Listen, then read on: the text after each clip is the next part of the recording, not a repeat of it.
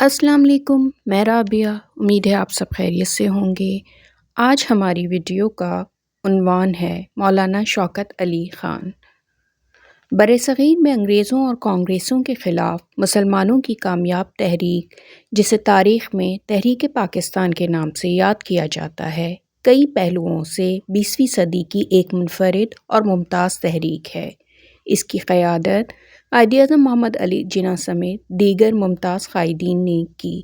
اس عظیم جدوجہد کے نتیجے میں مسلمان ایک آزاد مملکت حاصل کرنے میں کامیاب ہوئے اور 14 اگست 1947 کو دنیا کے نقشے پر پاکستان ابھر کر سامنے آیا۔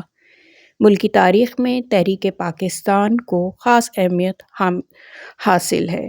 اس تحریک میں قائد اعظم کے علاوہ دیگر ممتاز قائدین نے بے مثال کردار ادا کیا، جن میں سے ایک مولانا شوکت علی خان بھی تھے۔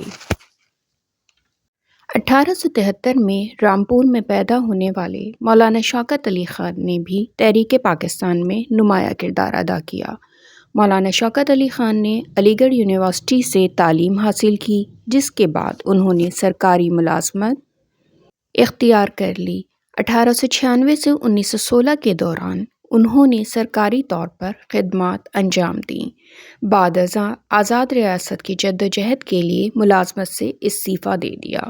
انہوں نے 1919 میں اپنے چھوٹے بھائی مولانا محمد علی جوہر کے ساتھ تحریک خلافت کی بنیاد ڈالی۔ اس کے بعد اپنے بھائی کے ساتھ مل کر ہفتہ وار اردو اور انگلش جریدہ نکالا۔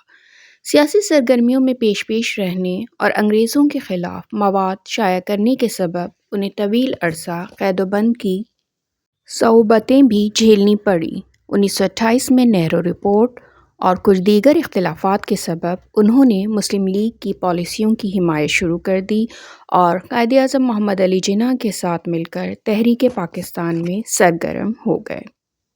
آج کے لیے اتنا ہی۔ میری نیکسٹ ویڈیو تک اپنا بہت خیال رکھیے گا۔ پھر ملتے ہیں۔ اللہ حافظ۔